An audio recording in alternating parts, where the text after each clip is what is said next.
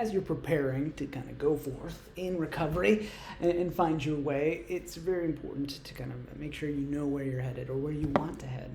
To create this vision of your future, create the vision and the destination of where you want to get to, and to be able to put some timelines on that, we kind of SMART goal it of putting a timeline and a front time frame of how you want to get there and where you want to go.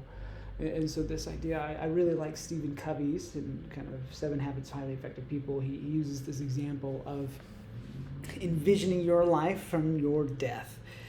Going back from the time that you die, imagine your funeral and thinking about who would you want there. What kind of legacy would you want to leave? What would you want people to remember about your life, about who you are, what kind of person you are, how you acted, how you behaved, what you did?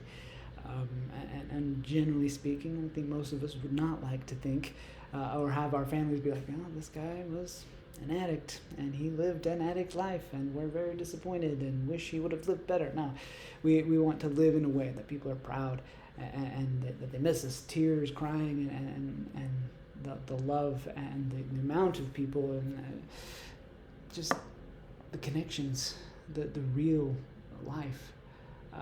And thinking of those values and those principles you want to exemplify, thinking about that, and then thinking now, how can you see yourself getting there? What steps can you take? And it doesn't need to be big, giant steps every day. Again, kind of thinking about one day at a time, making adjustments, just like we talked with journaling, of thinking about one thing every day that you can do, but aligning that with this end goal of where are we shooting for? Viktor Frankl, in Man's Search for Meaning, or just in his theoretical perspective of psychology, would talk about having to overshoot the goal. Thinking about like if we're flying in a plane towards kind of a base or flying towards an airport, and there's wind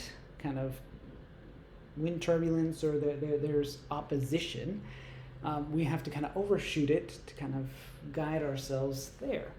The same thing in our lives. If shooting big, go big. Think big dreams. Create this vision of what it would be like to be perfect. Not to say that in this life it'll be perfect. It won't be. But thinking about what would you be? How would you be if you were the man you wanted to be? If you became that person, how would that look? How would you behave? How would you respond to things? How would you talk with people? How would you relate with people? With yourself? How would you think about yourself? How would you kind of relate with yourself? How would you take care of yourself? Thinking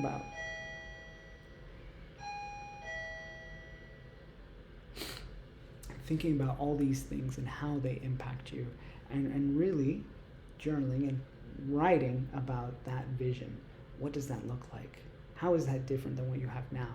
And what steps can you start to take day by day?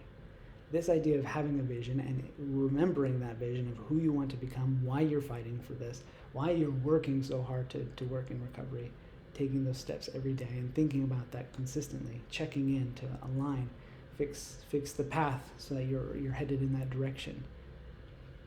That's the prompt for the day, the challenge for today, thinking about this vision, fleshing it out. The more real you make it, the more vivid and detailed, the more powerful it can be for you to motivate you and to move you in that direction, something that you really want. Think about the vision of your future. Imagine it from the death day, your legacy, the things you want to achieve.